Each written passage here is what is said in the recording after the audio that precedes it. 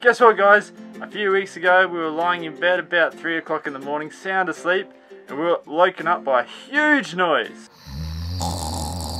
Bang! What was that? It even got all the neighbours out of bed. I rushed out of the bus, I had no shirt on, I had only my underwears on. I met the neighbours and we couldn't find out what the noise was. Woke up the next morning, had a look around the bus, and one of our tyres had blown out in the middle of the night. So today, I've got to try and fix that. And it's not a very fun job because those things are heavy. Okay, step one in changing your own bus tyre is to make sure you get all your tools out first so you don't have to worry about it later.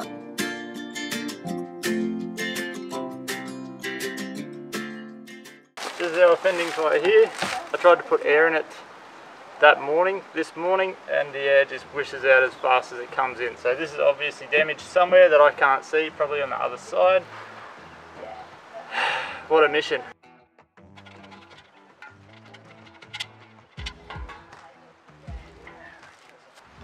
Alright, so the last time I changed the tyre, I found out that the bottle jack we had in our bus was broken, didn't work, so I had to run across the road and basically beg and borrow for what I needed to change the tyre. Thankfully, this time I've been able to run out and buy my own little bottle jack. I got a 20-ton bottle jack, so that should be enough to lift the bus up pretty safely. It's important to note that whenever you're working on a car, a truck, a bus, whatever, you don't rely solely on a jack, because these things could fail and you don't want 20 tons dropping down on your head. So I don't have stands, proper constructed stands, but what I do have are literal stacks of timber. So once I get this bus up a little bit higher, I'll be putting in timber so if the jack fails, it doesn't fall down and squash me into a red paste. I really don't want to do this.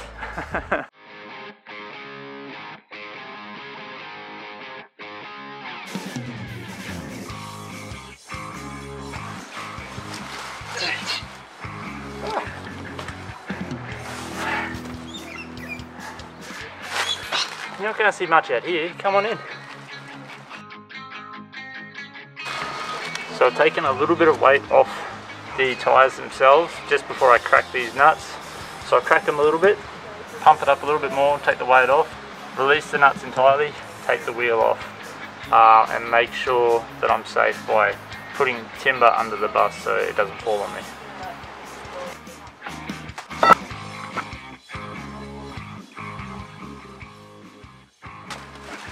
Small change of plan. I couldn't do it by hand, so I set up the compressor. Hopefully I'll be able to do it with this thing.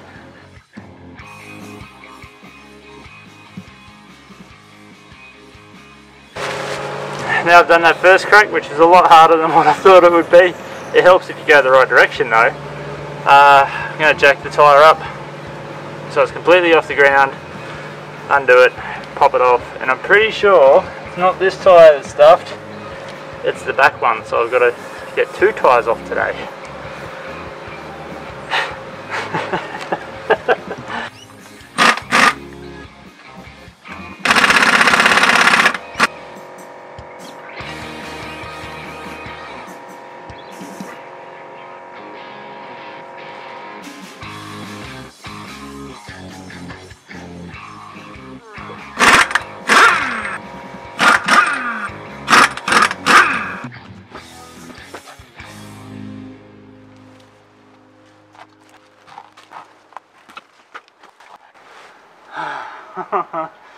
Well, there's your problem.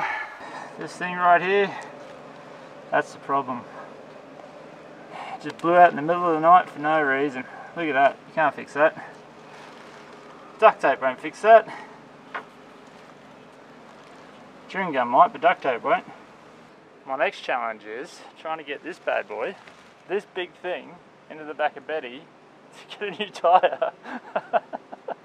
Oh, this is going to be fun. I don't reckon, eh?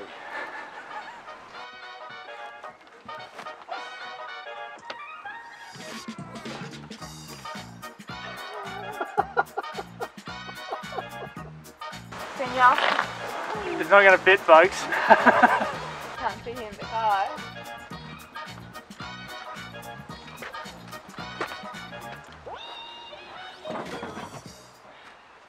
So just on closer inspection of this tyre, from when I was pulling it out of Betty because it didn't fit, I found all this wire that was poking through the surface of the tyre itself. So it was only a matter of time before it blew up on us. So we were very lucky that it happened while we were sleeping and not on the highway travelling 100 km/h down a hill. Yeah, so if you see this sort of stuff on your tyre, make sure you get it replaced ASAP because it's not very safe. That's wire there, that's wire there, that's wire there, that's starting to come through there, and then of course we have our big hole.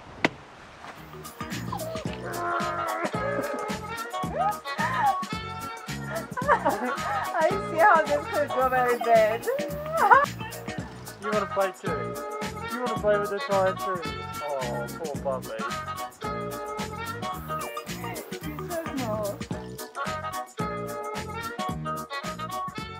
In light of the fact that the big old tyre doesn't fit in our little tiny car, I'm going to put the spare on for now, and then once we get on the road, we'll drive the bus to the tyre place and get them to do it, because I don't want to.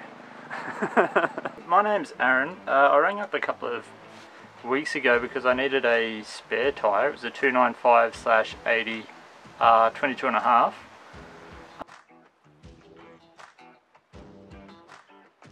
11:30 on Monday. We can do that, no problem at all. Alright mate, I'll see you Monday.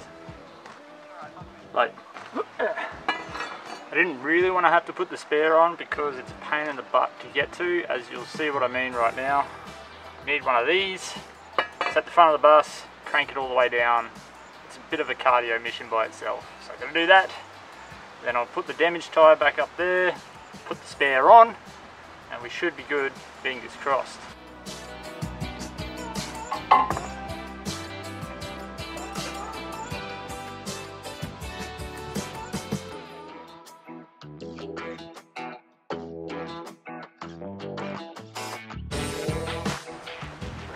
Looks like I'm trying to start an old-timey car, doesn't it?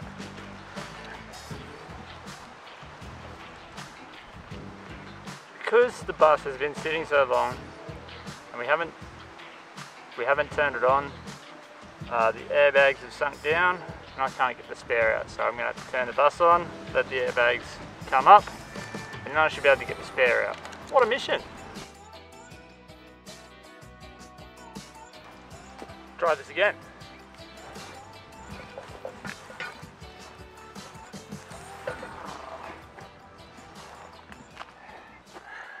Success.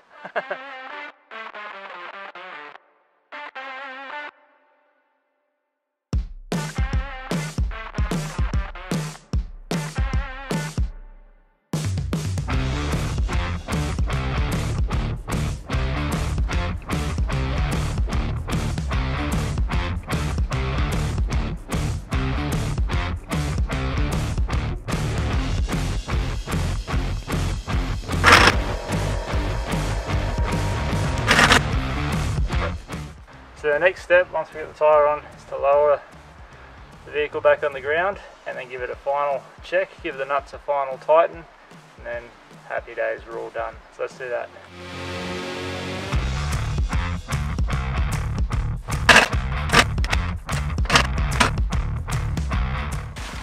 There you go, ladies and gentlemen. That is how you change your tyre on your bus.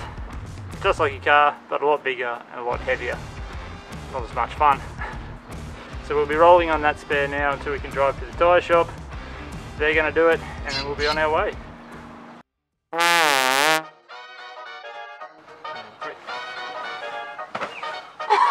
What was that?